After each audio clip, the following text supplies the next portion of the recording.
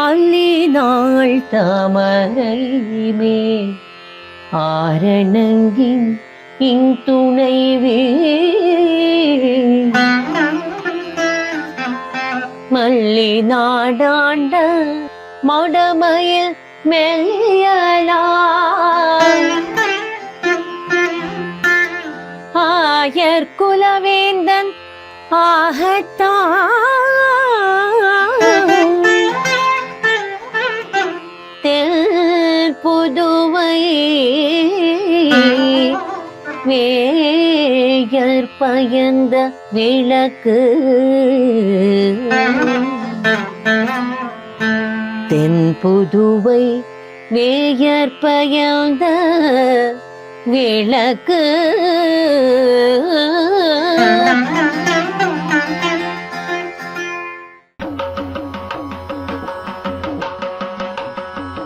श्रीमत्यै विष्णुचित्तार्य मनोनन्दनहेतवे नन्दनन्दन सुन्दर्यै गोदायै नित्यमङ्गलम् गोदायै நித்யமங்கலம்.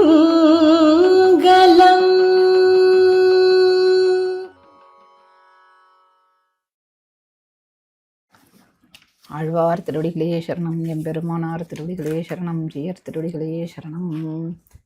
ஸ்ரீசைலேச தயாபாத்திரம் தீபக்தியாதிகுணார்ணவம் யதீந்திர பிரவணம் வந்தே ரம்யஜாமாதரம் முனிம். அஞ்சு குடிக்கொரு சந்ததியாய் ஆழ்வார்கள் தஞ்செயலை விஞ்சி நிற்கும் தன்மையளாய் பிஞ்சாய் பழுத்தாளை ஆண்டாளை பத்தியுடன் நாளும் பழுத்தாய் மனமே மகிழ்ந்து கோலச்சுரி சங்கை மாயன் செவ்வாயின் குணம் வினவும் சீலத்தனள் தென் திருமல்லினாள் இசெழுங்குழல் மேல் மாலைத்துடை தென்னரங்கற்கியும் மதிப்புடே சோலை கிளியவள் தூய நற்பாதம் துணை நமக்கே.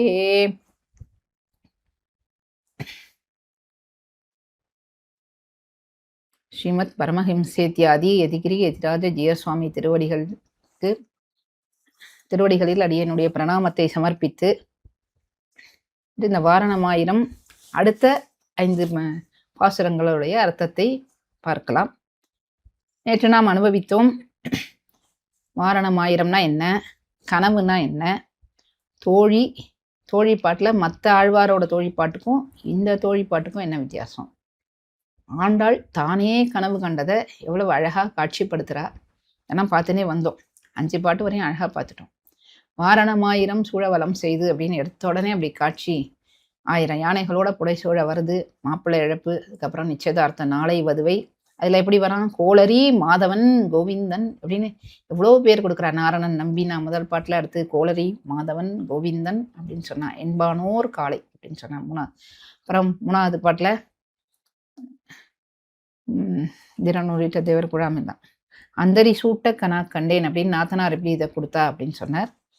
அதுக்கப்புறம் இந்திரன் நாளை இந்திரன் வாய் நல்லார் நல்ல மறையோதி மந்திரத்தால் எப்படி பாசிலை நாணல் படுத்து பருதி வைத்து பூப்புனை கன்னி புனிதன் அப்படின்னு ஒன்னே சொன்னான். காப்பு நான் கட்ட கனா கண்டேன் தொழினான் அப்படின்னு சொல்லியாச்சு. இப்படி வரிசையா சொல்லிட்டு வந்தவ ஒவ்வொரு பாசுரமா சொல்றது இந்த பாட்டுல பாணி கிரகணம் அப்படிங்கிறத சொல்ல. பாணி கிரகணம்ங்கிறது தான் ரொம்ப முக்கியம். இந்த கல்யாணத்துல ரொம்ப முக்கியமான விஷயம் பாணி கிரகணம் அப்படிங்கிறது தான். அதுக்கு எடுத்தோடனே பாணி கிரகணம்னு ஞாபகம் வரும் என்னன்னா, எம் சீதா மம சுதான் ராமர் கல்யாணம் நம்ம பார்த்தோம் பங்குனி உத்தர தனிக்கு நடந்ததுன்ட்டு. இவளுக்கு பொறுக்க முடியல, அடுத்த நாளே வச்சுட்டாங்க. இந்த பாணி கிரகணத்துல ஜனகர் என்ன சொல்றார், சீதா தேவியை கையை பிடிச்சு கொடுத்து எம் சீதா மம சுதா, இந்த சீதை எப்பேற்பட்ட சீதை தெரியுமா, நீ கர்ப்பவாசம் பண்ணி பிறந்த, கர்ப்பவாசம் பண்ணி பிறக்கல, பூமியில கிடைச்சவ அயோனிச்சா. அப்படிப்பட்ட அந்த சீதை. அதனால பிறப்பாலையும் உனக்கு ஏத்தம் உண்டு, அபிச்சாத்தியத்தினால ஏத்தம் சொல்லியாச்சு. மற்றபடி என்ன துல்லிய சீல வயோவிருத்தாம்னு எல்லாவற்றிலையும் உனக்கு ஒத்து போறவ. மமசுதா என்னுடைய பெண், கர்மயோகி அப்படின்னு பேர் பெற்ற என்னுடைய பெண். இப்படிப்பட்ட நானே அபிமானிக்கக்கூடிய பெண். ஏன்னா பற்றே இல்லாதவன் ஜனகனா இருந்தவன். எப்படி இருந்தாருன்னா ராஜ்யத்துல கூட ரொம்ப பற்று இல்லை, எல்லாத்தையும் நல்லா கண்ணும் கருத்துமா கவனிச்சுட்டாலும் ராஜ்யம் தீப்பத்தி எரியறது அப்படின்னு சொன்னா கூட இல்லை எனக்கு படிப்பு தான் முக்கியம், கர்மம் தான் முக்கியம்னு இருந்தவர். அப்படிப்பட்டவர், எதிரையும் பற்று இல்லாதவரே பற்று வைத்து மமசுதா அப்படின்னு சொல்ற அளவுக்கு பெருமை பெற்றவளான இந்த சீதை. எம் சீதா மமசுதா சகதர்ம சரீதவ, உன்னுடைய காரியத்துக்கு எல்லாத்துக்கும் கூடையே இருக்கக்கூடியவள், துணையாக நடப்பாள். துணையா மட்டும் இல்ல, முன்கூட்டியே எல்லாம் செய்வா. நீ ராவணனை கொல்லணும்னு பார்த்தா இவ முன்கூட்டியே போய் சிறை இருப்பா. தேவர்கள் காரியம் செய்யறதுக்கு உனக்கு முன்னாடியே ஒரு ஸ்டெப்பு முன்னாடி வைக்கிறவளா இருப்பா. அப்படிப்பட்டவள் சகதர்ம சரீதவ. பிரதீச்ச தேனாம் பத்ரம் தே. பிரதீச்ச, இந்தா கையப்படி உங்கள்கிட்ட ஒப்படைச்சிட்டேன், இந்தா இவ்வளோ அங்கீகரி அப்படின்னு சொல்லிட்டு அங்கீகரிப்பாயாக. ஏன்னா முதல்ல கொஞ்ச நாள் முன்னாடி அங்கீகரிக்க மாட்டேன்னாரு வெளில ஓடிச்ச உடனே. இல்லை நான் எப்படி கல்யாணம் பண்ணிக்கிறது, என்னுடைய அப்பா அம்மாலாம் வர வேண்டாமா, அவா சொல்ல வேண்டாமா, இவா சொல்ல வேண்டாமான்னு 1000 காரணம் சொன்னார். இப்போ அப்படி இல்லை, எல்லாரும் நல்லபடியாக கல்யாணம் ஆறுது. இனிமே ஒரு சாக்கும் சொல்ல முடியாது, அங்கீகரிக்க வேண்டும் அப்படின்னா. பத்ரந்தே பாணி கிரினீஸ்வ பாணினா, அங்கீகரிக்கணும்னு சொன்னா அதுக்கப்புறம் இதுக்கு திருப்பி கையை பிடிக்கணும், உன் கையால இவ கையை பிடி அப்படின்னு சொல்லலாம். அப்படின்னா அதனுடைய ஒரு அழுத்தம். அங்கீகரிக்க வேண்டும், உன்னுடைய கையால பாணி கிரகணத்தை செய்தருள வேணும், என்ன வேறு எந்த சாக்கும் சொல்லக்கூடாது, நீ பிடிச்சே ஆகணும் அப்படின்ட்டு சொல்ல வர்றார்.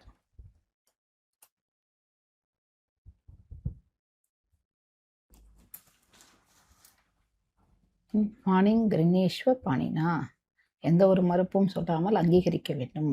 பிரதீட்ச சைனா அப்படின்னா என்ன, கரும்பு தின்னா என்ன கூடியா, பால் குடிக்க கால் பிடிப்பாரை போல அப்படிங்கிற மாதிரி உனக்கு நல்லது பண்றதுக்கு நான் காலில் விழறேன், அதனால இவங்க நல்லா அங்கீகரியும் அப்பேற்பட்டவ அப்படின்னு சொல்லி பாணி கிரகணம் பண்ணார். அந்த பாணி கிரகணம் பண்ற பாட்டு இது. போன பாட்டுல எப்படி வந்தான்னா அதிரப்புகுத அப்படின்னு கனா கண்டேன்னு அப்படி வந்தாராம். அதிரப்புகுற பூமி நடிய நின்னவர். அடுத்த பாட்டு என்ன சொல்றான்னா மத்தளம் கொட்ட, பாராம் பாட்டு பார்க்குறோம். மத்தளம் கொட்ட வரிசங்கம் நின்னூத முத்துரைத்தாமம் நிறை தாழ்ந்த பந்தர்கீழ் மைத்துனன் நம்பி மதுசூதன் என்னை கைத்தளம் பத்தக்கரா கண்டேன் தோழி நான். தோழி, மத்தளங்கள்லாம் நல்லா முழங்க, நல்லா அழகிய ரேகைகள், வரினா ரேகைகள்லாம் உடைய சங்கு, அதுகள் நல்லா நின்று உத, நீண்ட நேரம் உத, அப்படியே தொடர்ந்து உத. அப்படி மைத்துனமை முறையுடையவன், மைத்துனன் நம்பினா அதாவது முறப்பையன், அந்த மாதிரி மைத்துனன், அப்படிப்பட்டவன் நம்பி கல்யாணம் பரிபூர்ணனான மதுசூதன் விரோதி நிரசனசீலன், அப்படிப்பட்டவன் முத்து உடைத்தாமம் நிறை தாழ்ந்த பந்தர்கீழ், நிறைய அந்த பந்தல்ல அப்படியே முத்துக்கள்லாம் அப்படியே வரிசையா தொங்குறதான், வனின்னா அப்படியே தலையில் அடிக்குமா, அப்படியே முத்துனால அலங்காரம் பண்ணப்பட்ட முத்துக்களை உடைய மாலை திரள்கள் தொங்கவிடப்பட்ட பந்தலின் கீழே என்னை கைத்தனம் பத்த, என்னை பிராணி கிரகணம் செய்தருள கனா கண்டேன். இதுதான் பதவுரை சொல்றா. என்ன மத்தளம் கொட்ட பரிசங்கம் நின்னூத அப்படிலாம் சொல்றாளே, ஆண்டாள் யாரு, பெரியாழ்வாரோட பெண் பிள்ளை. பெரியாழ்வாரோட பெண் பிள்ளைக்கு எப்படி வாய் நல்லார் நல்ல மறையோதி மந்திரத்தால் அழகா வேத கோஷம் முழங்க கல்யாணம் ஆகித்து அப்படின்னு சொல்லாம இந்த வாத்தியம் முழங்க கல்யாணம் பண்ணித்து அப்படின்னா, ராஜாக்கள்லாம் கல்யாணம் பண்ணுறபோது நிறைய இந்த வாத்தியங்கள் மேளம் எல்லாம் முழங்கும், அப்படி கல்யாணம் நடக்குமா. அதே மாதிரி இவ கல்யாணம் பண்ணிண்டா அப்படின்னா, போய் இன்னும் வேதம் படிக்கிறதுக்கு முன்னாடி சின்ன பையனா இருந்தபோது கிருஷ்ணனுக்கு கல்யாணம் ஆயிடுச்சு, ஆய்ப்பாடி சிறுவனா இருந்தபோது, அதனால ராஜகுலம் உடையார் மாதிரியே இவர்களுக்கும் மங்கள வாத்தியங்கள் முழங்க கல்யாணம் ஆச்சு அப்படின்னு சொல்லிட்டு வேடிக்கையா சொல்றார். ஆமா, கல்யாணம் பண்ணியிருந்தா அப்புறம் படிக்க போனா நம்மளுக்கு சாந்தி பண்ணிட்டேன் அப்படின்னு சொல்றார். திருவாய்ப்பாடியில இருக்கும்போதே ஆண்டாளுக்கு கல்யாணம் ஆயிடுத்து, அதனால இவளுக்கு மத்தளம் கொட்ட வரிசங்கம் நின்னுதன்னு சத்திரியர்கள்லாம் பண்ணிக்கிற மாதிரியான ஒரு கல்யாணம் நடந்தது. மைத்துனன் நம்பி, அதெல்லாம் சரி, நப்பினை பிராட்டிக்கு வேணா சொல்லலாம். மைத்துனன் பேர்பாட செந்தாமரை கையால்னு நப்பினை எழுப்பும்போது சொல்லலாம் உந்து மத கடித்தன் பாட்டில். நப்பின்னை யாரு அப்படின்னா கிருஷ்ணனுடைய மாமா பொண்ணு. கிருஷ்ணன் அவளுக்கு அத்தை பிள்ளை மாமா பொண்ணு, இப்படி கல்யாணம் ஆச்சு. அப்போ முறை பையன் முறை பொண்ணுன்னு. அப்படி இப்போ மைத்துனன்னா ஆண்டாளுக்கு அப்படி என்ன உறவு அப்படின்னு கேட்டா அப்படி இல்லை. அந்த நப்பின்னைக்கு உண்டான சம்பந்தம் தனக்கும் இருக்கிறதா நினச்சிக்கிறா. நப்பினை பிராட்டியோட தானும் தொழியா இருந்துட்டு அவளுக்கு உண்டான சம்பந்தம் தனக்கும் உண்டு என்று இருக்கிறாள். மைத்துனன் அப்படின்னா முறையுடைய பிள்ளை, அத்தான் அல்லது மச்சான் அப்படின்லாம் சொல்றா இல்லையா. அந்த மைத்துனன்கிறதான் மருவி அந்த பாட்டில் வந்து காதலன் கணவன் அப்படிங்கிறதுக்கெல்லாம் அந்த வார்த்தை வந்து மருவி வந்துடுது. மதுசூதன் இப்படி சரி முறையாக தான் கல்யாணம் பண்ணிக்கிறான். இப்போ முறை இல்லைன்னா கல்யாணம் பண்ணிட்டு இருக்க மாட்டானா அப்படின்னா இல்லை, முறை இல்லாதவா யாராவது வந்து ஆண்டாளை கல்யாணம் பண்ணிக்க வந்தா கூட நகரு நான் தான் பண்ணுவேன்னு அவளையும் விரட்டி தள்ளி அவளோட போரிட்டு வென்று அது மாதிரிலாம் கைப்பிடிப்பானான். அப்படி ருக்மிணி தேவியெல்லாம் அப்படி தூக்கின அந்த மாதிரி. அதனால் விரோதியை நிரசிக்கக்கூடியவன் மதுசூதனன், மது என்ற அரக்கனை கொன்றவன். இதனால என்ன தெரியாதுன்னா வரக்கூடிய எல்லா விரோதிகளையும் போக்கி எனக்கு ஆண்டாளை கைப்பிடிக்கிறது தான் உத்தேசியம். முறை இருக்கு, முறை இல்லை, அவ எனக்கு வேணும் அப்படிங்கிற மாதிரி வரக்கூடியவன். பிறர் யாராவது என்னோடது அப்படின்னு சொன்னா அவளை வந்து அழியச் செய்து கை கொள்ளும் அவன். வந்து என்னை கைத்தளம்பத்து வந்து அவன் தானே வந்து கையை பிடிக்கை முறை என்று இருப்பால் ஒரு தீரே இவர்கள்தான். அவனா வந்துதான் கையை பிடிக்கணும். தது தஸ்ய சதுர்சம் பவேத் அப்படின்னு அவர் இருந்தா. சீதை என்ன பண்ணா, லங்கையில இருந்தபோது அனுமன் என்ன பண்ணான்னா, நான் என் முதுகுல ஏறின்னு வா, ஒரே தாவி நான் ராமர்கிட்ட அவனை சேர்த்துறேன்னு சொன்னபோது இல்லை அது சொல்லினால் சுடுவன், ஆனால் அவனுடைய வில்லுக்கு மாசு அப்படிங்கிறனால நான் விட்டுட்டேன். அவனே வந்து என்ன கையை பிடிச்சி கூட்டின்னு போனாதான் நான் வருவேன் அப்படின்னு சொன்னான். அந்த மாதிரி இவா வந்து உபாயத்துல துணிவோட இருக்கக்கூடியவா. எப்படி பண்ணுவான், அவன் தானே வரணும். அதுக்கு முன்னாடி இவா சித்தஞ்சிறுகாலே வந்து உன்னை சேவித்துன்னு எல்லாம் பண்ணிட்டா முன்னாடி புறாப்பிய துறையினால. இருந்தாலும் கையை பிடிக்கிறனா அவனா வந்து பெண்ணு கேட்டு கல்யாணம் பண்ணிக்கணும்னு நினைச்சிருந்தா மாதிரி அதே மாதிரி அவனும் வந்து அவளை கை பிடிச்சான்.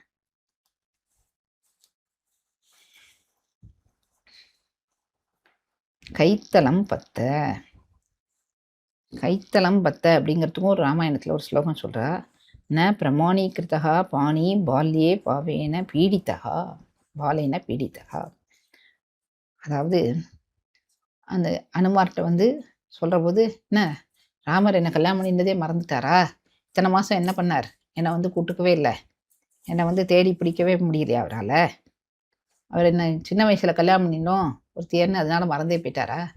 நாங்கள் எப்படி இருந்தோம் தெரியுமா 14 வருஷம் முன்னாடி? இப்போ என்னடானா என்னை கண்டுக்கவே இல்லை. 10 மாசமாவா தேடி அலையிறார்? ஒரு பொண்டாட்டியை காணும்னா 10 மாசமாவா தேடி அலைஞ்சின்னு இருப்பா? என்னை வந்து கல்யாணம் பண்ணின்றதை மறந்துட்டாரா அப்படின்னு அவ விசாரிக்கிறார். அதுக்கு என்னை அறியாவிட்டால் தம்மை அறியாதொழிய வேணுமோ? என்னத்தான் மறந்துடலாம், ஆனால் தான் யாருன்னு தெரிஞ்சுக்க வேண்டாமா? தான் யாரு? பாலகா, தாம் பருவம் நிரம்பாதிருக்க தாம் என்னை கையை பிடித்தது மறந்தாரோ? எப்படி பிடிச்சார்? பீடித்தகா, தன்னா மறக்க ஏதோ வற்புறுத்தல்னால ஏதோ கல்யாணம் பண்ணியிருந்தா எல்லாம் மறந்து போயிருக்கலாம். அப்படி இல்லை, பாலின பீடித்தகா நன்னா அழுத்தி கையை பிடிச்சானா. பாணிங்கிரின்னு சொன்னா ஏதோ கையை பிடித்தான்னு சொல்லாம என்ன பீடித்தகான்னு அழுந்த பிடிக்கிறது.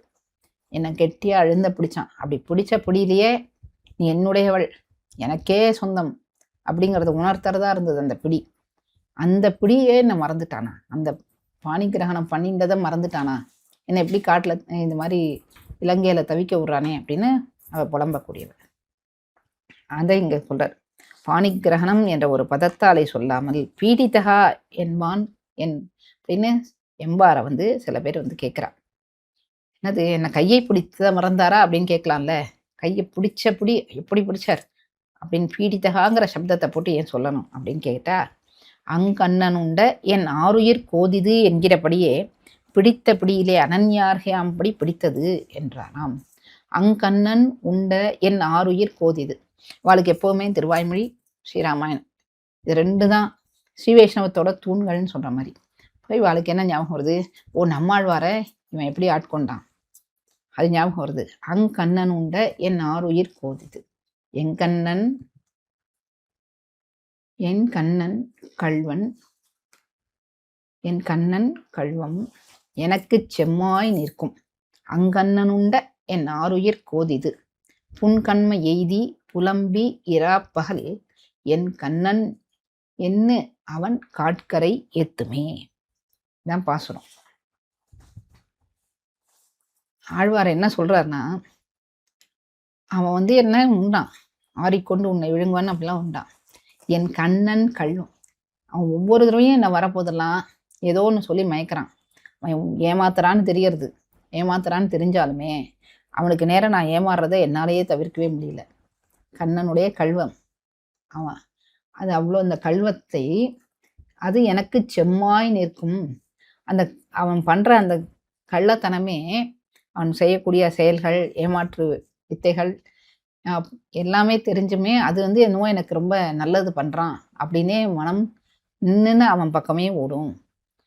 அங்கண்ணன் உண்ட, அங்கண்ணன்னா ரொம்ப அத்திச்சபலனாக அவன் என்னை என் உயிரை நன்னா உண்டுட்டான். அங்கண்ணன் உண்ட என் ஆறுயிர் கோதி. இப்போ இருக்கிறது என்னன்னா, அந்த உயிரோட சக்கை மட்டும்தான் இருக்கு, ஃபுல்லாக போயிடுச்சு.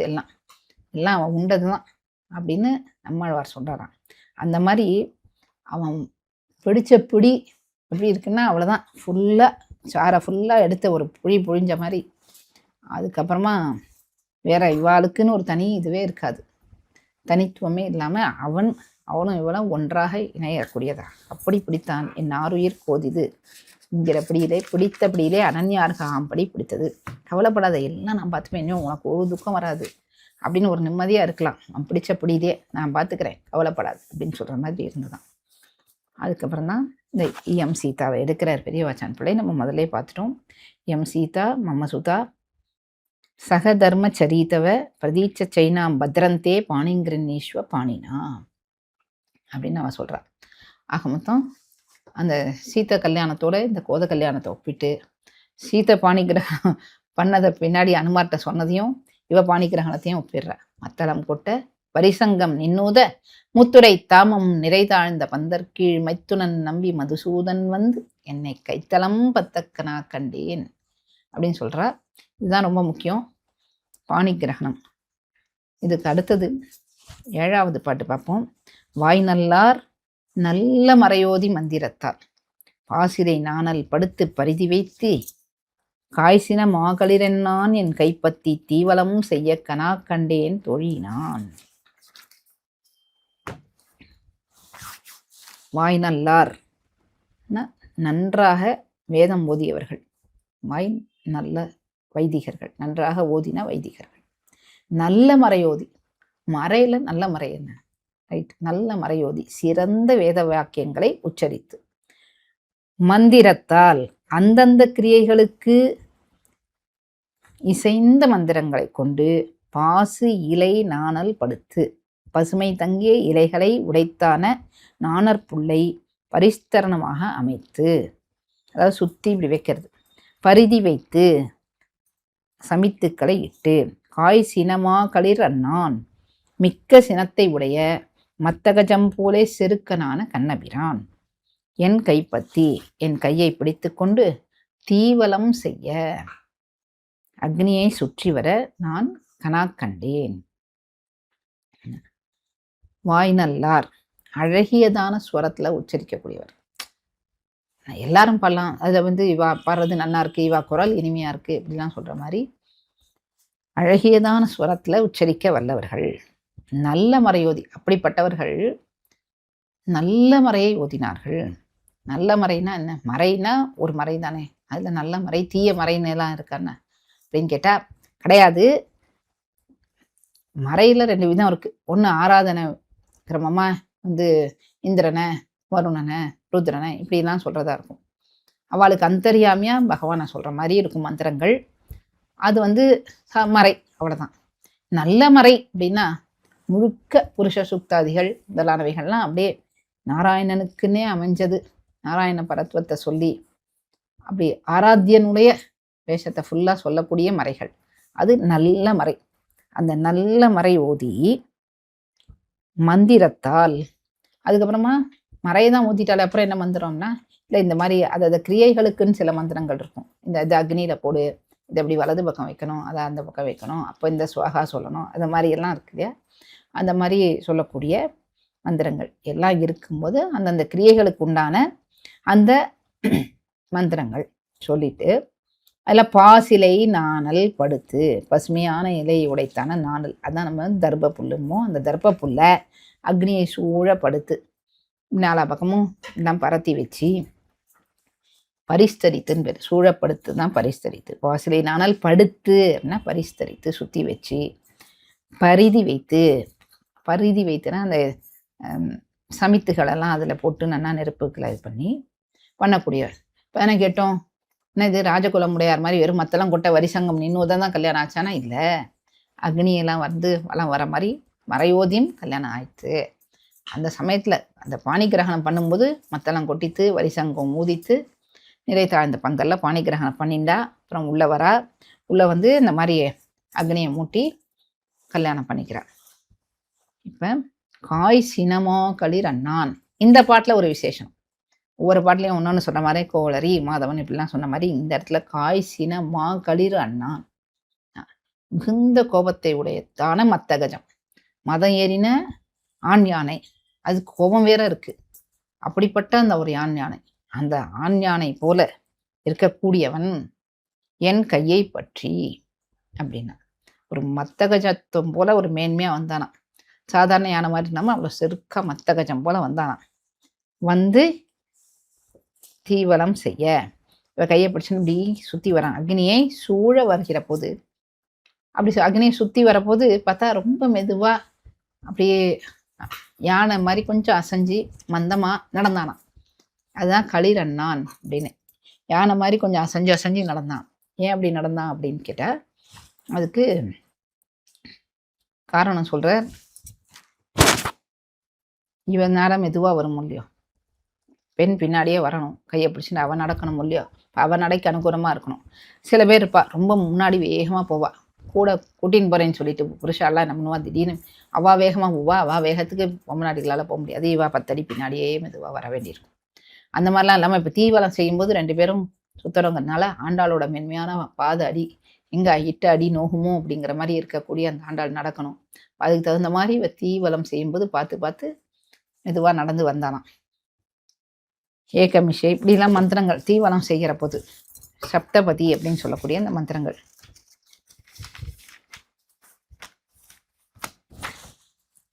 சகா சப்தபதா பவ அளவும் நடந்தபதி அப்படின்ட்டு சப்தபதி நெருப்ப அப்படி சுற்றி 7 அடி நடக்கிறா. அந்த சப்தபதி ஆனாதான் இந்து சட்டத்துப்படி திருமணமும் முடிஞ்சதுன்னா சொல்லவா. அந்த மாதிரியா தீவலம் செய்ய கனா கண்டேன் அப்படின்னு பின்னாடி சொல்ல போறா. வந்து கைப்பிடித்த போது ஒரு மத்தகஜம் சிறைப்பட்டார் போல இருந்தது. காய்ச்சினா மா களிர் அண்ணான் அப்படி இருந்தான் இல்லையா. கையை பத்தி தீவலம் செய்யற போது பார்த்தா அவ்வளவுதான், மொத்தமா ஆட்டுன்ட்டான். ஆண்டாளோட கையை பிடிச்சானோ இல்லையோ நடம் மெதுவாயிடுச்சு. அந்த ஒரு பெரிய மத்தகஜத்தை ஒரு இரும்பு சங்கிலியில கட்டி போட்ட மாதிரி அப்படியே அடங்கி போயிட்டான். அதுக்குதான் அவ பேரே ஆண்டாள் இல்லையா, அரங்கனையே ஆண்டவள். அவ எப்படிப்பட்டவ, எப்பேற்பட்ட அவன் கோபத்தையும் தனிச்சு நமக்காக இந்த சேதனனுக்காக அவ வந்து புருஷகாரம் பண்ணக்கூடியவளா இருக்கா. அதனால இவகிட்ட ரொம்ப அடங்கி போவானா. ஆண்டாள்னா அவ்வளோ அடங்கி போவானா. அதனால இவ கையை பிடிச்ச உடனேவே அடங்கினான். வேடிக்கையா நிறைய பேர் சொல்லுவா, ஆஹா கல்யாணம் ஆனவுடனே என்னன்னா போச்சு மாட்டின்ட்டான், இத்தனை நாள் சுதந்திரமா இருந்தான், இனிமே குடும்பஸ்தன் ஆயிட்டான் மாட்டின்ட்டான், அந்த மாதிரிலாம் சொல்றபடிக்கு இவனும் நன்னா மாட்டின்ட்டானா. இவ கையை பிடிச்சானோ இல்லையோ, இவன் தான் அவ கையை பிடிச்சான், ஆனா என்னமோ அவ இவனை பிடிச்சின்ற மாதிரி இவன் மாட்டின்ட்டான் அவள்கிட்ட. மத்த கஜம் சிறைப்பட்டார் போலே ஆயித்துன்னு வேடிக்கையாகவும் சொல்றாரு. இதுல தீ வலம் செய்ய, எதுக்கு தீய வலம் செய்யணும் அப்படின்னா முறைங்கிறனால பண்ணலாம். அக்னி சாட்சியா கல்யாணம் ஆனதுனால ஒன்று நீயாவே வேண்டான்னாலும் விட முடியாது, நான் வேண்டானாலும் விட முடியாது, நெருப்பு சாட்சியா பண்றோம். இந்த நெருப்பு சாட்சியா பண்ணுறது அப்படிங்கிறது அந்த காலத்துல ஒரு வழக்கமா இருந்தது. ராமர் சுக்ரீவன்லாம் வந்து சக்கியம் பண்ணும்போது ஒரு நெருப்பை மூட்டி இந்த நெருப்பு சாட்சியா நானும் நீயும் நண்பனா இருப்போம், 2 பேருக்கும் ஒரே சுகம் துக்கமா இருக்கட்டும் அப்படின்லாம் சொல்லுவாள். மாதிரி நெருப்பை சாட்சியாக வச்சுக்கொண்டு தான் நெகிழ்மன்றும் நிகழ ஒண்ணாதபடியாகவும் நானும் நிகழ ஒண்ணாதபடியாகவும் பெற்றதுதான். இனிமே நானே நினச்சாலும் அவனே நினச்சாலும் 2 பேருமே விலக முடியாது. அந்த அளவுக்கு அப்படி ஒன்றாக என்ன செஞ்சோம். என் கையை அவன் பிடிச்சான், பிடித்து தீவனம் செய்தான். தோழி, இதை நீ பார்த்துருக்கலே, நான் சொல்கிறேன் கேளு அப்படின்னு சொல்கிறேன். அடுத்தது 8ஆம் பாட்டில், இம்மைக்கும் 7 பிறவிக்கும் பற்றாவான் நம்மை உடையவன் நாராயணன் நம்பி செம்மையுடைய திருக்கையால் தாழ்படுத்தி அம்மி மிதிக்க கனா கண்டேன் தோழி நான். இந்த பாட்டில் ரொம்ப ஏத்தம். சீதையை விட ஆண்டாளுக்கு என்ன ஏத்தம் அப்படின்னு கேட்டா, ஆண்டாளோட காலை பிடிக்கிறான். இந்த மாதிரி சீதையோட காலை பிடிச்ச மாதிரி ஒன்றுமே ஸ்லோகமே வரல. வாணிங் கிரீனீஸ்வரன் கையை பிடிச்ச மாதிரி இருக்கு. ஆண்டாளோட காலை பிடிச்சான், குனிஞ்சு அவ காலை பிடிச்சி தூக்கி அம்மி மேலே வச்சான். அப்போ ஆண்டாள் என்ன சொல்றா, இந்த பாட்டில் முதல்லயே ஒரு விசேஷம் போட்டா, இம்மைக்கும் 7 பிறவிக்கும் பத்தாவான். இந்த பிறவியிலையும் சரி 7 பிறவி என்ன எடுத்தாலும் சரி அவனே எனக்கு பற்றாக இருக்கக்கூடியவன் அப்படின்னா. ஏற்கனவே சொன்னா நாராயணன் தான். எற்றைக்கும் 7 பிறவிக்கும் உந்தன்னோடு உற்றோமே யாவும் உனக்கே நாம் ஆட்சியோம்னு இது திருப்பாவேலே அவ பிரார்த்திச்சது தான். உந்தன்னோடு உற்றோமே யாவும் உனக்கே நாம் ஆட்சிவோம் அப்படின்னு ரொம்ப சொன்னான். அது என்ன 7 பிறவிக்கும்? ஆண்டாளுக்கு எதுக்கு 7 பிறவியெல்லாம் கிடைக்கிறது? அதான் இப்போ இவனை கல்யாணம் பண்ணிண்டாச்சு, நேராக மோட்சத்துக்கு போக வேண்டியதானே, அங்கே போய் குன்றாத வாழ்வான வைகுந்த வான்போகம் தான் இருக்கே அப்படின்னு சொல்லலாம். என்ன சொல்ல வரா இதில் கருத்துனா, எம்பெருமான் கையை பிடிக்கிறதுனா எத்தனை பிறவி வேணா எடுக்கலாம். அவனுடைய ஒரு சம்பந்தம் கிடைக்கிறதுனா அதுக்கு நாம் எத்தனை பிறவி எடுத்தாலும் அது எனக்கே இஷ்டம்தான் அப்படின்னு நான் சொல்கிறேன். இப்போ இந்த பாட்டு எதுக்கு சொன்னா, இம்மைக்கும் 7 பிறவிக்கும் பற்றாவான்னு எதுக்கு சொன்னா, இப்போதான் இவன் தீவரம் செஞ்சா இவளே வேண்டானாலும் உற்றோமே யாவோம்னு சொன்னான்.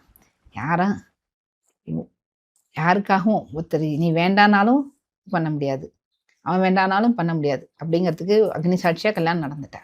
இருந்தாலும் அக்னி இல்லைன்னா கூட எனக்கு அவன்தான் பற்றாவான். அக்னி சாட்சியா பண்ணவில்லை என்றாலும் அக்னி தானே நெகிழ்க்க பார்க்கும் என்றும் நெகிழ விடான் ஆயித்து. அந்த அக்னியை கூட இல்லை நான் ஒத்துக்கல, நானே உங்களை பிரித்து வைக்கிறேன் அப்படின்னு சொன்னா கூட இவன் நெகிழ விட மாட்டான். இந்த பிறவியில இல்லை, 7 பிறவி ஆனாலும் என்ன கைவிட மாட்டான். கைவிடாதவன், அச்சுதன்னே ஒரு பேர் அவனுக்கு. இவன் கைவிடாதவன். இவனுடைய அனுபவம் மாறாதே செல்லும் அகில் என்றும் பிறந்தால் ஆகாதோ என்ன இருக்கிறாள். இவனோட அனுபவம் கிடைக்கும்னா என்னைக்கு வேணாலும் பிறக்கிறேன், எத்தனை பிறவி வேணா பிறக்கிறேன், எப்படிப்பட்ட ஜென்மமா வேணாலும் பிறக்கிறேன் அப்படின்னு இருக்கலாம்.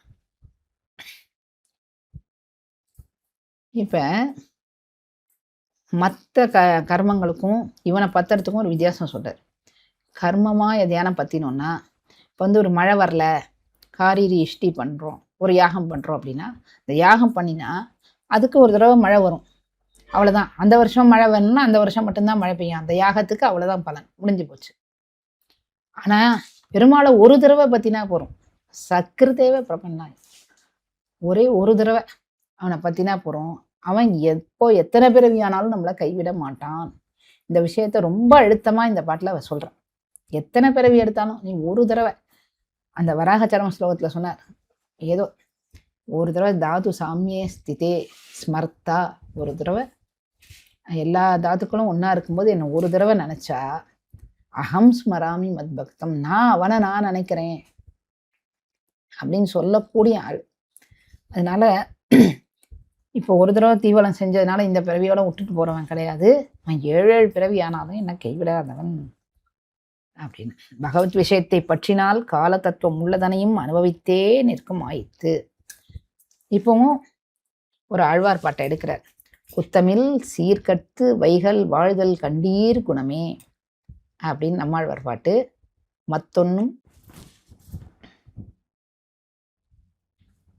மற்றொன்றில்லை சுருங்கச் சொன்னோம் மாநிலத்தை உயிர்க்கும் சித்த வேண்டா சிந்திப்பே அமையும் கண்டீர்கள் அந்தோ குற்றமன்று எங்கள் பெற்றத்தாயன் வடமதுரை பிறந்தான் குற்றமில் சீர்கற்று வைகள் வாழ்தல் கண்டீர் குணமே அப்படின்னு நம்மாழ்வார் சொல்றார். எம்பெருமான சித்த வேண்டா, சிந்திக்கவே போறோம். சிந்தித்தாலே அவன் போரும். அவன் அவன் பேர்ல எந்த குத்தமும் இல்லை. வடமதுரை பிறந்தவன் எங்கள் பெற்றத்து ஆயன். அதாவது மாடெல்லாம் மேய்க்கக்கூடிய கண்ணன். அவனுடைய குற்றம் இல் சீர்கற்று, அவனுடைய குணம், குற்றமே இல்லாத குணங்கள், அந்த குணங்களை கற்று நாள்தோறும் வாழ்தல் கண்டீர் குணமே. அப்படியே நாம் வாழ வேண்டும். அவனுடைய குற்றம் இல் சீர்கற்று அப்படி வாழ வேண்டும் அப்படின்ட்டு சொல்றார்.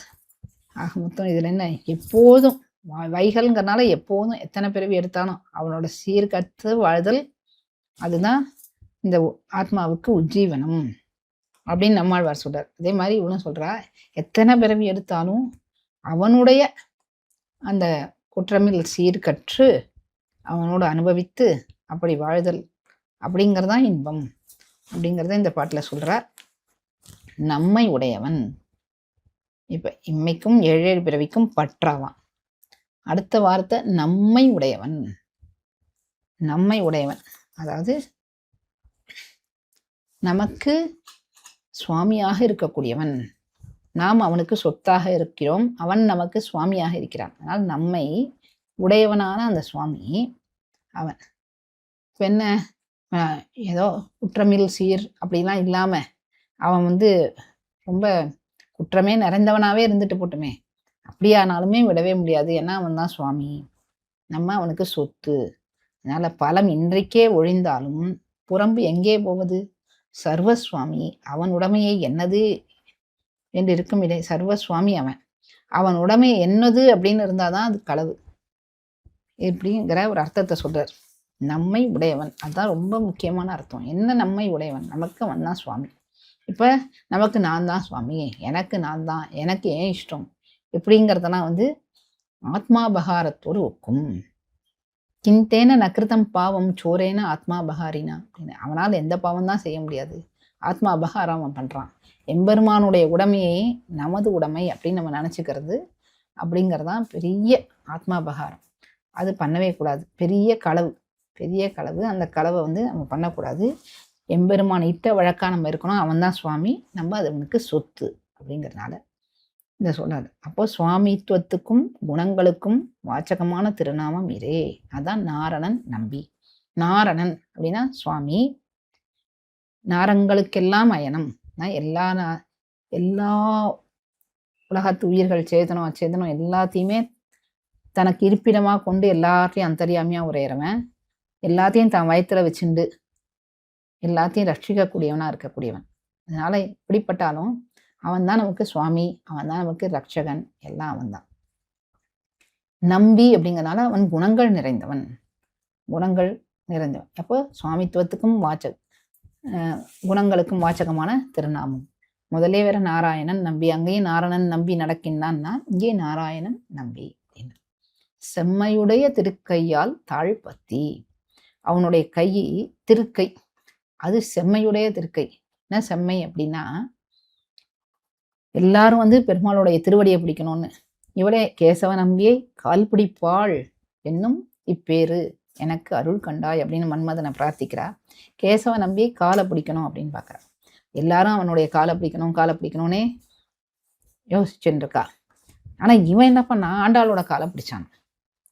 ஆக ஆசிரியனத்துல வந்தா நம்ம அவனுடைய திருவடியை ஆசிரியிக்கிறபடி இருக்கும்.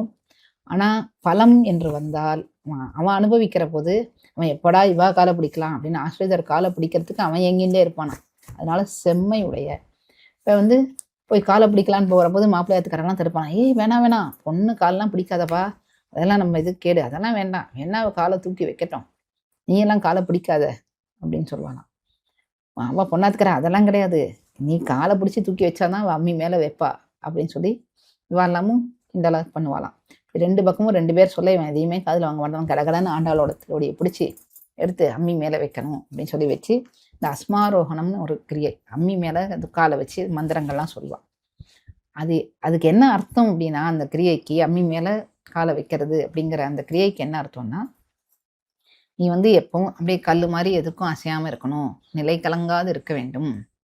எத்தனை சுக துக்கங்கள்லாம் வந்தாலும் இந்த செயல்பாட்டில் நல்லா உறுதியாக இருக்கணும், அந்த கல்லை மாதிரி உறுதியாக இருக்கணும், மன உறுதி உனக்கு அவ்வளோ அவசியமாக இருக்கும் அப்படின்னு ஏதோ மந்திரங்கள் சொல்லி அம்மியை மிதிக்கிறது அப்படிங்கிறது ஒரு கிரியை. அந்த கிரியையை இந்த பாட்டில் சொல்கிறார். உபதேச காலத்தில் போன்று பரிமாற்றத்தில் அவன் என்ன பண்ணுவான், இவளுடைய காலை பிடிக்கிறதுலாம் ஆசையாக இருப்பான். அதனால செம்மையுடைய திருக்கையால் கால்பத்தி அம்மி மிதிக்க கனா கண்டேன். அந்த அம்மி மிதிக்கும் போது வேற அப்போ வேற இவ்வளோ பயமாக இருந்தது தெரியுமா. என் காலை தூக்கி அவன் கையை தூக்கி அம்மியில் வைக்கிற போது பயந்துட்டே இருந்தேன். இது என்னடா ஆச்சு, எதுவும் ஆகாமல் இருக்கணுமே இந்த அம்மிக்கு. இவன் ஒரு பெண்ணு கல் மேலே காலை வச்சா அது அகலிகைங்கிற பெண்ணாக வந்தது. இப்போ ஆண்டாள் திருவடியை தூக்கி அப்படியே கையை பிடிச்சிக்காங்க, இவன் கையை வைக்கிறான், கையை வச்சா அது என்ன ஆகுமோன்னு தெரியலையே அப்படின்னு திணுக்குன்னு இருந்தாலாம். இவன் அதில் அடியிட்டா என்ன பண்றது அப்படின்ட்டு தோழி அவன் என் காலை பிடிச்சி வச்சான். இத்தனை நாளா உனக்கு தான் என் காலை பற்றி தெரியும், எவ்வளோ அது மென்மையாக இருக்குது என்னன்னு. நீ என் காலெல்லாம் பிடிச்சிருக்க. இன்னைக்கு அவன் என் காலை பற்றி என்னுடைய காலுடைய அந்த மார்தமும் மென்மை எல்லாத்தையும் தெரிஞ்சுக்கிறபடி அவன் சுபாவம் நீ சொல்ல கேட்டபடியே நான் அனுபவிக்க பெற்றேன். அவனோட அவன் கையால் பற்றினான் பாரு. அப்போ அவனுடைய ஸ்பர்ஷம் இதெல்லாம் அவனோட சுபாவம் என்ன, அவன் என் கால் பிடிக்க அவன் எப்படி எங்கினான், எப்படி பிடிச்சான், இது எல்லாத்தையும் நான் அனுபவித்தேன். கனவுல உண்மை மாதிரி அவ்வளோ அழகாக அனுபவித்தேன் அப்படின்னு சொன்னான். அடுத்த பாசுரம் 9ஆம் பாட்டு. வரிசிலை வாழ்முகத்து என் ஐமார்தாம் வந்திட்டு எரிமுகம் பாரித்து என்னை முன்னே நிறுத்தி அறிமுகன் அச்சுதன் கைமேல் என் கை வைத்து பொறிமுகந்தட்ட கனா கண்டேன் தோழி நான். வரி சிலை வாழ்முகம். வரி சிலைனா அழகிய வில் போன்ற புருவம், சிலைனா புருவம், வரினா அழகிய சிலை போன்ற ஒளி பொருந்திய வாழ்னா ஒளி பொருந்திய முகத்தை உடைய என் ஐமார் என்னுடைய தமையன்மார்கள் வந்து எரிமுகம் பாரித்து அக்னியை ஜொலிக்கச் செய்து முன்னே என்னை நிறுத்தி, அந்த அக்னி முன்னாடி இவளை கொண்டு நிறுத்தி, அறிமுகன் சிங்கம் போன்ற திருமுகத்தை உடையவனாய் இருந்த அச்சுதன் கண்ணபிரானுடைய கை மேல் திருக்கை மேலே என் கை வைத்து என்னுடைய கையை வைத்து பொறிமுகந்து அட்ட பொறிகளை எல்லாம் அள்ளி பரிமாற நான் கனா கண்டேன். அடுத்து இந்த பொறியிடுதல் அப்படிங்கிற அந்த கிரியை பற்றி சொல்கிறார். அந்த கிரியையில் என்ன சொல்கிறான்னா, இவருடைய அண்ணன்மார்கள் எப்படி இருப்பா, இவ அழகாக இருக்கானா, இவ அண்ணன்மார்களும் அழகாக இருக்கா. அவளுடைய புருவங்கள் வரி சிலை வாழ்முகமாக இருக்குது, புருவம் வளைந்த வில்லு மாதிரி இருக்குது, முகம் ஒளி பொருந்தியதாக இருக்குது. அப்படிப்பட்ட இவளுடைய தமையன்மார்கள் இவா தான் இந்த காரியத்தை செய்யணும்னு இருக்கு. இதுக்கு எதுக்கு தமையன்மாரெலாம் வந்தா அப்படின்னா, பொறிமுகந்துன்றது மச்சினன் தான் பண்ணணும், அதனால ஆண்டாளோட உடப்பிறந்தான் தான் பண்ணணும் அப்படி சொல்லிட்டு அவள் நிற்கிறாளாம். இது எங்க முறை, இந்த காரியத்தை நாங்கள் தான் பண்ணுவோன்ட்டு நிற்கிறாளாம். பார்த்து அந்த பொரியை அக்னியில் போடணுங்கிறதுக்காக அந்த அக்னியை நன்னா ஜொலிக்க செஞ்சு இன்னும் கொஞ்சம் சமைத்தெல்லாம் போட்டு நெய்யெல்லாம் விட்டு நன்னா ஜொலிக்க செய்து அப்புறம் இவளை கொண்டு முன்னாடி நிறுத்தி முன்னாடி அக்னி முன்னாடி நிறுத்துறா. நிறுத்தி இவ கையில் அந்த பொரியை கொடுத்து போட சொல்கிறா. இவ வெக்கத்தினால இறாய்க்கிறா. அதனால முன்னே நிறுத்திங்கிற அந்த பதம் என்னன்னா, நான் பின்ன போக வெக்கத்தினால பின்னாடி போக என்னை கொண்டு முன்னாடி நிறுத்தி அறிமுகன் அப்படின்னா சிங்கம் போன்ற முகம்.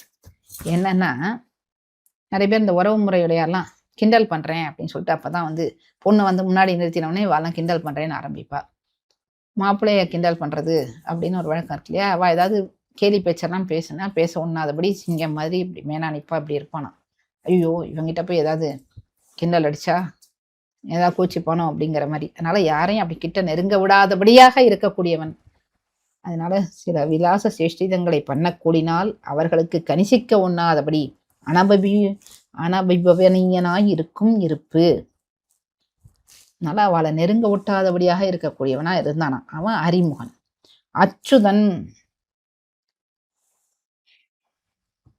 அச்சுதன்னா கைவிடாதவன். இவெல்லாம் அந்த பொரியை இவ கையில கொடுத்து அவன் வாங்கி அப்படி போடுறதுக்கு. இவர்கள் பொரியட்டி விட்டாலும் தான் கைவிடாதவன். இவ என்ன பண்ணுவா, இந்த பொரியை கொடுப்பா, இவ கையில கொடுத்து இது பண்ணி அக்னியில சேர்க்க சொல்லுவா. இவ்வளவுதான் பண்ணுவா, அந்த காரியம் முடிஞ்சா எந்த போயிடுவா. அதனால இவா பொறியாட்டிட்டு விட்டுடுவா, தமையன்மார்கள்லாம் விட்டாலும் தான் கைவிடாதவன் அச்சுதன்.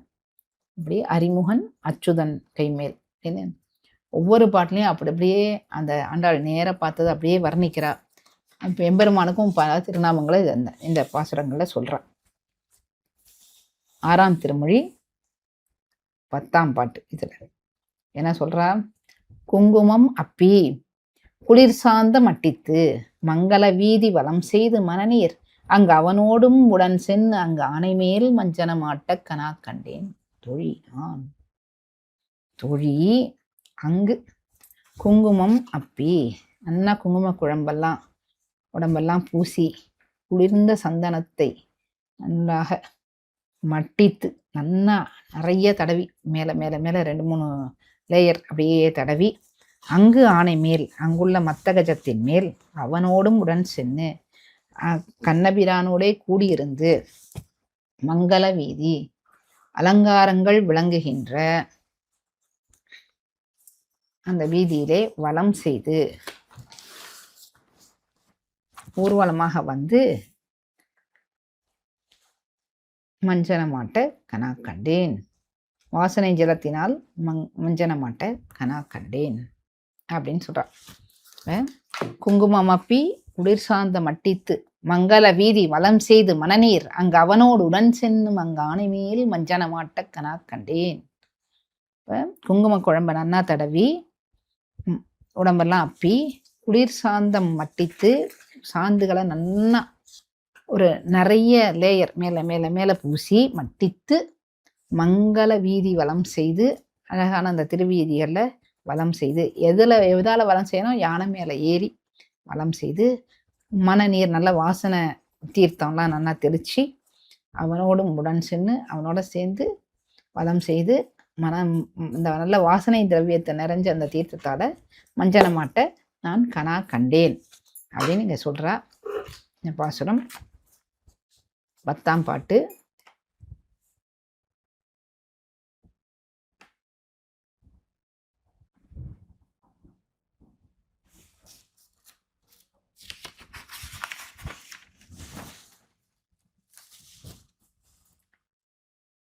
குங்குமம் அப்பி குளிர் சார்ந்த மட்டித்து மங்கள வீதி வலம் செய்து மனநீர் அங்கு அவனோடும் உடன் சென்று அங்கு ஆணை மேல் மஞ்சனமாட்ட கனா கண்டேன் தொழி நான். அண்ணா குங்குமத்தெல்லாம் நிறைய அப்பி உடம்பு ஃபுல்லா பூசி குளிர் சாந்தம் அப்படிங்கிற சந்தனங்களை நிறைய நிறைய மேலே மேலே மேலே நிறைய பூச்சுக்கள் பூசி மட்டித்து யானை மேல் அவனோடு சேர்ந்து உடன் சென்று அங்கு ஆணை மேல் அந்த மங்கள வீதி அப்படி வலம் செய்து அந்த வீதியில மங்கள வாத்தியங்கள்லாம் நிறைஞ்சி மங்கள அலங்காரங்கள்லாம் நிறைஞ்சு இருக்கக்கூடிய அந்த வீதி தோரணம்லாம் நாட்டி வச்சிருக்கா இல்லையா ஏற்கனவே அந்த வீதியில வலம் செய்கிறார்கள். வலம் செஞ்ச உடனே அப்புறம் வந்து நல்ல வாசனை நீர் மனநீர் மஞ்சனமாட்ட வாசனை நிறைந்த நீர்களால இவாளை 2 பேரையும் திருமஞ்சனம் பண்ண கனவு கண்டேன் அப்படின்னு.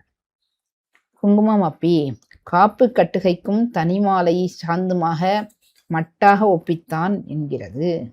அங்கனன்னிக்கே விவாக சமயத்திலே மாலைகளும் மங்கராகங்களும் போர கொண்டு பேரொப்பனையாகவே ஒப்பிப்பது.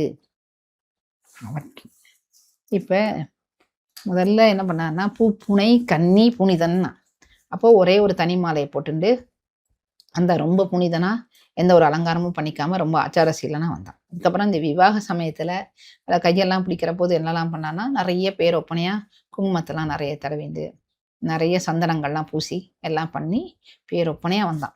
ஆனாலும் அவ்வளோ ஒப்பனையெல்லாம் பண்ணினாலும் அந்த தீவலம்லாம் செஞ்சு நெருப்பு முன்னாடி இருந்து அதெல்லாம் ரொம்ப களைப்பாகி எல்லாம் அழிஞ்சு போச்சு. அதனால அக்னிமுகத்துல இருந்து பொறாதிரே இந்த சௌகுமாரியத்தினால ஐயோ அக்னியில இருந்து இத்தனை காரியம் பண்ணியிருக்கான் அப்படின்னு சொல்லி அதுக்கு பரிகாரமா என்ன பண்றா? நல்லா குளிர்ந்த குங்குமத்தெல்லாம் எடுத்து உடம்புல நல்லா திருமேனி ஃபுல்லா பூசறா. பூசி அதுக்கப்புறம் பழக புதைத்து ஆறின என்ன குளிர் சாந்தம் அப்படின்னு சந்தனம் அப்படின்னாலே குளிர்ச்சி தான். அதுல என்ன குளிர் சாந்தம்னா இன்னும் நல்லா அது குளிர்ச்சி ஊட்டி நல்லா பழக புதைத்து ஆறின. அந்த காலத்துல அந்த சந்தனம்லாம் ஏதோ பூமியில புதைச்சி வச்சு அதனுடைய குளிர்ச்சியெல்லாம் நல்லா ஏற்றி அது திருமஞ்சனத்துக்கு ஈடாக நன்னா தேய்ச்சி மழுமழுனாக்கி அதெல்லாம் நல்லா பூசி அதை கொண்டு நல்லா பூசிடலாம். அதை பூசி விட்டு அதுக்கப்புறம் ஊரை வளமாக வந்து அத்தை வீதியிலே தானும் தோழன்மாருகமாய் யானை ஏறி வந்தான் என்றதிலே இப்போது தானும் அவனுமாக. இப்போ முதல்ல என்ன சொன்னா, இதே தோரணம் நாட்ட கணக்கண்ணன்னு வாரணம் 1000 சூழ இதே வீதியில அவனும் வலம் செஞ்சான். 1000 யானைகளோட தோழன்மாரோட. அப்போ அந்த வீதியை அவன் வலம் செஞ்சான். இப்போ கல்யாணம் ஆயிடுத்து, நானும் அவனுமா யானை மேலே ஏறி அதே வீதியை நாங்கள் வலம் செய்கிறோம் அப்படின்னா, இப்போது தானும் அவனுமாக அங்கே யானை கழுத்திலே புக்கு வலமாக வந்து திரும்பி இவ 2 பேருமாவே யானை மேலதான் ஊர்வலம் போனா.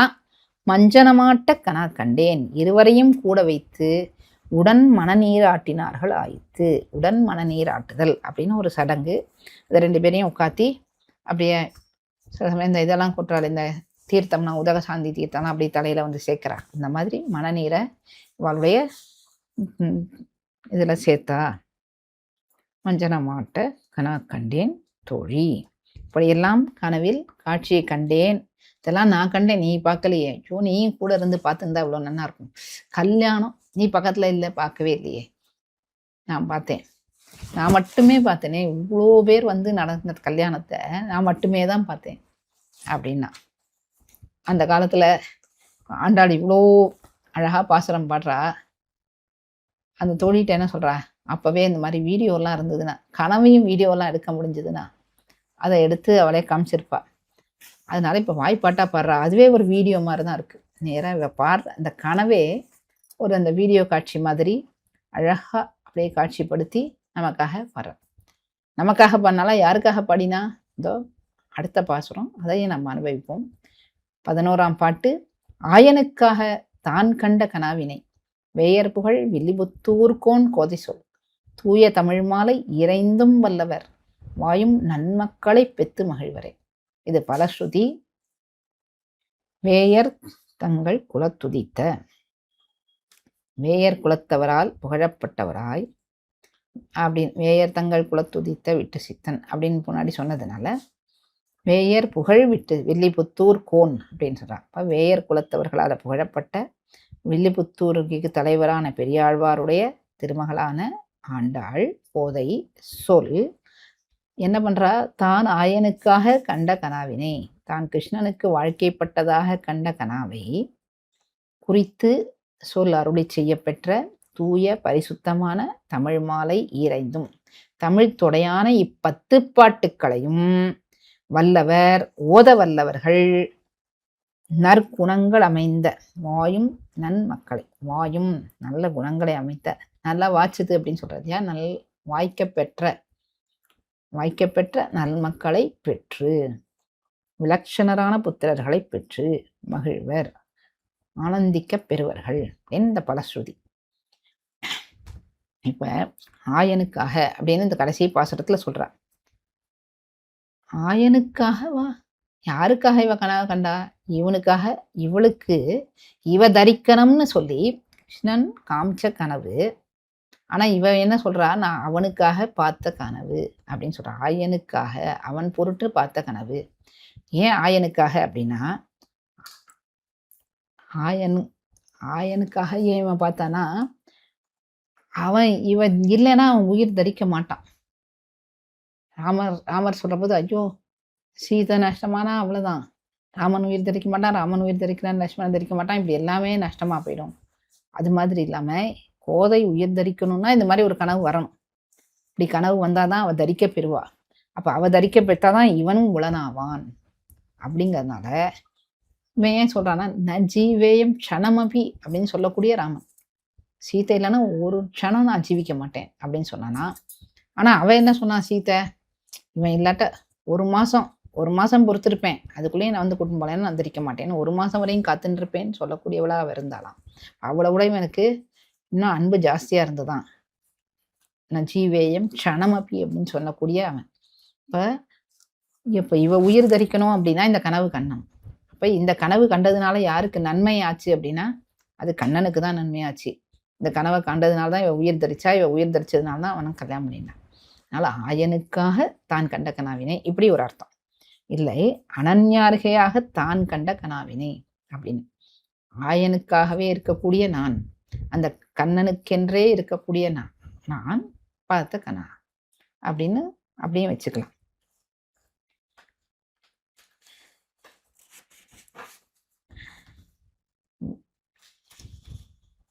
வேயர் புகழ் வில்லிபுத்தூர்கோன் கோதை சொல். ஏன் சொல்றா? பெரியாழ்வாருடைய திருமகள் அப்படின்னு தான் என்னை எப்பவுமே குறிச்சுப்பா. ஆக இதனால அவளுக்கு திருமகளா இருக்கிறதுனால பிராமணர்களை துதிக்கக்கூடிய அந்த வில்லிபுத்தூருக்கு நிர்வாகரான பெரியாழ்வார் அவளுடைய திருமகளான ஏன் சொன்ன இந்த ஸ்ரீசுக்தி. இதனால என்ன ஆச்சுன்னா சொல்றது உண்மையதான் சொல்வா. ஏன்னா மறையோதியவர்கள்லாம் வாழ்த்தக்கூடிய பெரியாழ்வார், அப்பாவா பொய்யே சொல்ல மாட்டா. அதனால பொய்யே சொல்லாதவளுடைய வயிற்றுல பிறந்த ஆண்டாள் பொய்யே சொல்ல மாட்டா அப்படின்னு எல்லாரும் நம்புவதற்கு உடலான இந்த பிரபந்தம் தூய தமிழ் மாலை. அனுபவத்துக்கு பாசுரம் இட்ட இத்தனை அல்லது நெஞ்சோடைய கூட கவிபாடிற்றல்ல வாய்த்து அப்படின்னா என்ன அர்த்தம்னா, தமிழ் மாலை, தமிழ்னாலே அழகிய மாலை ஆயிடுச்சு. அழகா எல்லாருக்கும் புரியற மாதிரி எளிமையா இனிமையா இருக்கக்கூடிய மாலை. அதுல என்ன தூய்மை, தமிழ்ல என்ன தூய்மைன்னு ஒண்ணு இல்லாம இருக்கா? அது தூய்மையா இப்ப வந்தது இவ வாயில வந்ததுனாலனா? ஆமா, ரெண்டு விதம் இருக்கு. கவியில தூய்மை தூய்மை இல்லைன்னு ரெண்டு இருக்கு. எப்படி வரும் அப்படின்னா, இவ ஒரு கவிதை பாடணுங்கிறதுக்காக எழுத்து சொல்லலாம் கூட்டி இது இதுக்கு வந்துதா, இந்த இலக்கணத்துக்கு இது சேர்ந்துதா, இந்த தலைக்கு சேர்ந்துதா, சீருக்கு சேர்ந்துதா, அடிக்கு சேர்ந்துதான்னு பார்த்து வார்த்தையெல்லாம் பொறுக்கி போட்டு ரொம்ப கஷ்டப்பட்டு அந்த நெஞ்சோட சேர்ந்து யோசிச்சு எழுதி அப்படிப்பட்ட ஒரு பேர் வாங்கறதுக்கு புகழ் வாங்கறதுக்கு அப்படின்னு சொல்லி அந்த கவிதைக்கு பொய் அழகுன்னு சொல்லி அந்த பொய்யெல்லாம் தூக்கி அதில் போட்டு வர்ணிக்கிறேன்னு சொல்லி பொய்யெல்லாம் போட்டு எழுதி இந்த மாதிரியான கவிதை இல்லை. அது அது அப்படியெல்லாம் உள்ள மாலைகள் இருக்கு, தமிழ் மாலைகள். அப்படி வர்ணிக்கப்படுற தமிழ் மாலைகள்லாம் இருக்கு, அது இல்லை. இது தூய தமிழ் மாலை. தூய தமிழ் மாலைனா அனுபவிக்கிறத மட்டும்தான் சொல்றது, அப்படியே அனுபவிச்சதை அப்படியே சொல்றது. அனுபவம் வழிந்து வெளிப்பட்ட ஒரு ஈரச் சொல்ல அப்படியே வந்தது. அதனால அதனுடைய தூய்மையை பெற்றது. இதுக்கு சொல்லு இதெல்லாம் தேடிண்டு அப்படின்னா போல, அப்படியே அனுபவத்துக்காக அப்படியே வழிந்த அனுபவத்துக்கு பாசுரமிட்ட சொல் அப்படிங்கிறனால அது தூய தமிழ் மாலை. மாயும் நன்மக்களை பெத்து மகிழ்வரே. தூய தமிழ் மாலை ஈரைந்தும் வல்லவர் மாயும் நன்மக்களை பெத்து மகிழ்வரே. இவளோட ஒத்த தரத்தில் பெண்கள் இத்தை அபியசித்தார்களாகில், ஆண்டாள் மாதிரியான வயசுல பெண்கள் இந்த 10 பாட்டை சொன்னா அவர்கள் கிருஷ்ணனை போல இருக்கும் மாப்பிள்ளை கிடைப்பா, வரனை பெறுவர்கள். சரி, புருஷர்கள் அபியசித்தால், புருஷர்கள் அப்படி சொன்னான்னா பெரியாழ்வாரை போலே பகவத் பிரவரனான புத்திரர்களை பெற்று, பெரியாழ்வார் மாதிரி குழந்தையை பெற்று மகிழ்வார்கள், கிருஷ்ணராவார்கள். பெரியாழ்வாரே அவருடைய பாசுரங்கள்லாம் சொல்ற போது மாயன் மணிவண்ணன் தாழ்வணியும் மக்களை பெத்து மகிழ்வர்களே அப்படின்னு சொல்றார். அத மாதிரி மாயன் மணிவண்ணன் தாழ்பணியும் மக்கள் தானே நல்ல மக்கள். அதனால நன்மக்கள்னா யாரு? எம்பெருமான பகவத் விஷயத்துல பிரவணனா இருக்கணும். அப்பேற்பட்ட குழந்தைகளை பெற்று மகிழ்வார் அப்படின்னு சொல்றார். ஆக இந்த வாரணமாயிரம் பதிகம் இதை படிச்சா நிறைய பேர் சொல்லுவா, இதை பாராயணம் பண்ணிட்டே இருந்தானா கல்யாணம் ஆகும்ட்டு. பாசுரத்தையும் அதான் சொல்றது. ஸ்திரீகள் உத்த தரத்துல இருந்தா கிருஷ்ணனை மாதிரி வரணும் கிடைக்கும் அப்படிங்கிற. புருஷர்கள் அபியசித்தா பெரியாழ்வார் மாதிரி புத்திரனை பெறுவார்கள். மங்களாசாசனபரனா இருந்து இருக்கக்கூடிய புத்திரர்களை பெறுவார்கள். இதான் இந்த வாரணமாயிரத்துக்கு அவ்வளவு ஏத்தம். அதுவும் முக்கியமான பதிகம் இந்த பதிகம்.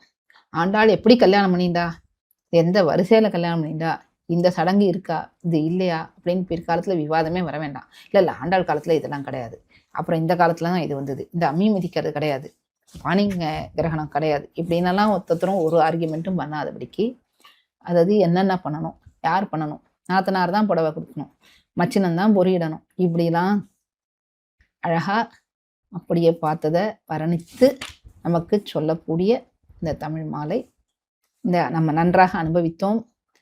இது எல்லாவற்றுக்கும் காரணம் என்னன்னா எதிகிரி எதிராஜ மடம் அந்த சுவாமியினுடைய திவ்ய அனுகிரகம்தான்.